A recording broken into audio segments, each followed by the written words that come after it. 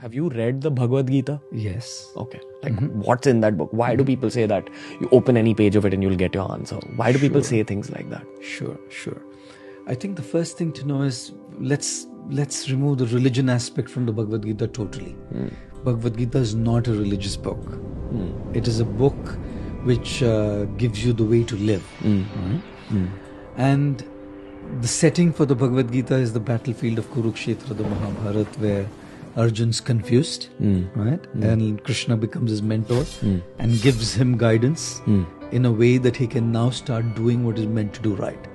So every young man or lady is going to have confusions.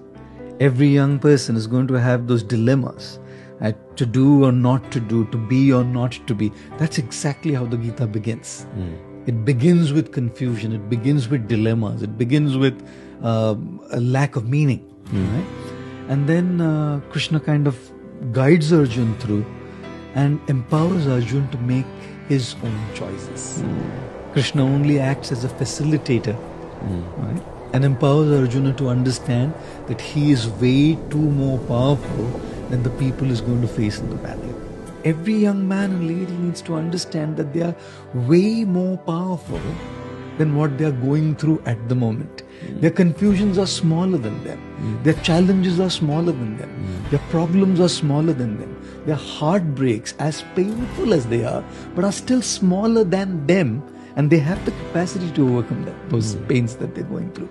So I think that's precisely where books like the Gita help a lot, because they build in you that sense of confidence And strength. fortitude, that I have the power as a spiritual being to overcome everything that's going on in my life, and I have the power to be able to make the difference and that impact, because I am a spiritual being. Can you reference like 3 big lessons from the Bhagavad Gita that stayed with you specifically?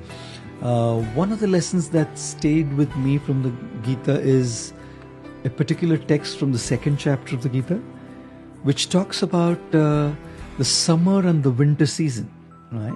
And this particular text says that the summer and the winter season keeps coming and going every year. Seasons change. And just because the seasons change, we never stop performing our duties. Let's say, for example, it's Chicago and the temperatures are minus 27 degrees Celsius. People don't stop their work still. Let's say it's Delhi, it's 43 degrees Celsius. People are still on and going on with their regular life with a few adjustments here and there, obviously. So this text of the Gita, chapter 2, tells us that we have to learn to tolerate the ups and downs and not be distracted from what our main purpose is. Like when we talk about tolerating failures and pains, we can understand. But we also have to learn to tolerate our success and the good times, because both distract us. You know, usually we only look at the negatives as distractions, but even the positives distract us from what we are meant to be doing. 100%. That's something that really kind of stayed with me.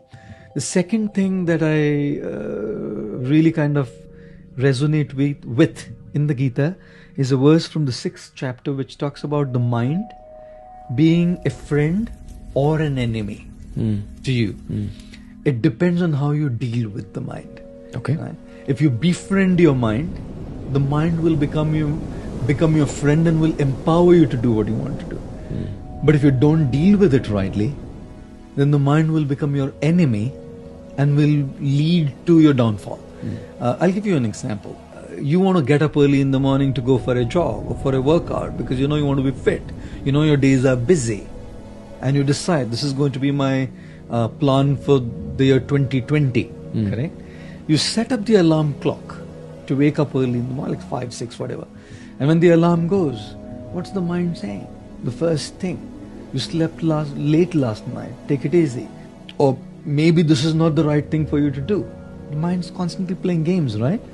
Now, if you have a mind which is constantly giving these kind of reasons, you're not going to wake up. Right?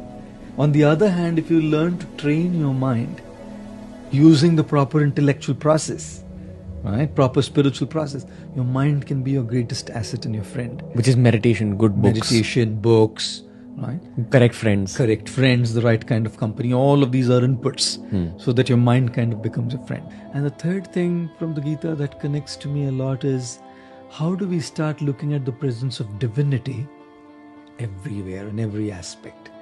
We don't have to necessarily go to a place of worship to look at the presence of divinity. You can look at the presence of divinity in nature. You can look at the presence of divinity in other people. You can start looking at the splendor of the creator or the creation. Or you can start looking at the splendor of the creator in the creation. You know, which is precisely why this is something that I usually tell people is when you look at somebody who's better than you, you know, and especially if they are in the same field, usually there is insecurity. There's insecurity that this guy is doing better than me in what I am doing. Or there is envy, jealousy. Sometimes it goes to the extent of sabotaging that other person's work as well. You know? And it has happened in the world. It happens all the time. So when you start looking at divinity in creation, you start looking at how divinity has empowered somebody to do something in a special way. That person has been gifted by higher powers, right?